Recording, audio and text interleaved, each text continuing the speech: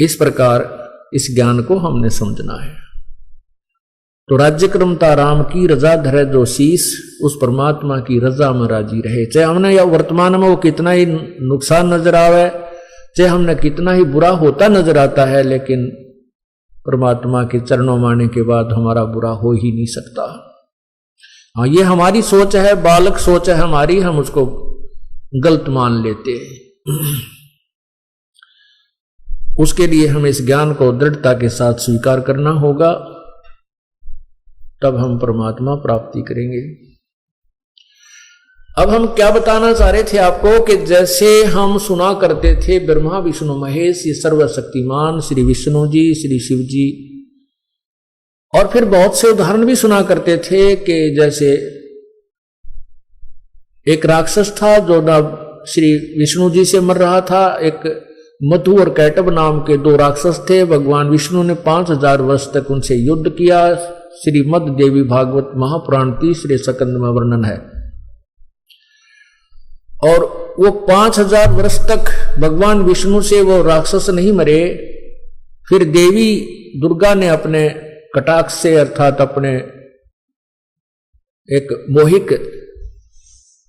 मोहित करने वाले अदा से, अंदाज से उनको अपनी तरफ आकर्षित किया। वो दूरदृष्टि से उस माता को, बहन को देखने लगे।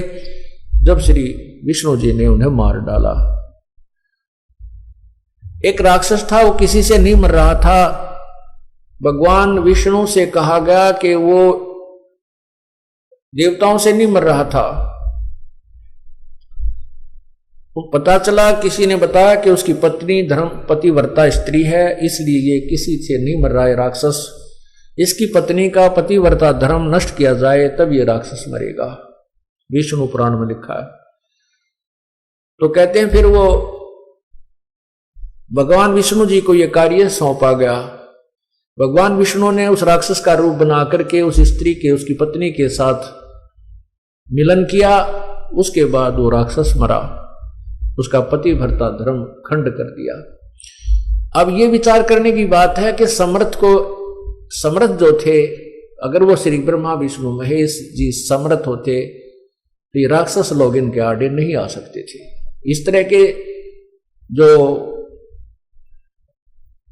संसारी कर्मों के विरुद्ध जो कार्य भगवानों ने भी यहां करने पड़े तो ये समर्थ नहीं थे, ये भी काम चलाऊ सरकार थी। लेकिन इनको हमें अजरो अमर सर्वशक्तिमान कुल के मालिक बताया जाता था। ये तीन भी बताते थे, फिर कहते थे कुल का मालिक तो एक है। वो एक कौन है?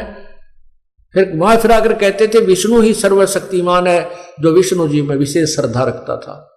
और जो श्री शिव जी में विशेष श्रद्धा रखता था वो कहता था शिव जी ही एक है, कुल का मालिक है। नहीं, उस कुल के मालिक का ज्ञान तो इस तत्व ज्ञान से ही होगा और हो रहा है। तो अब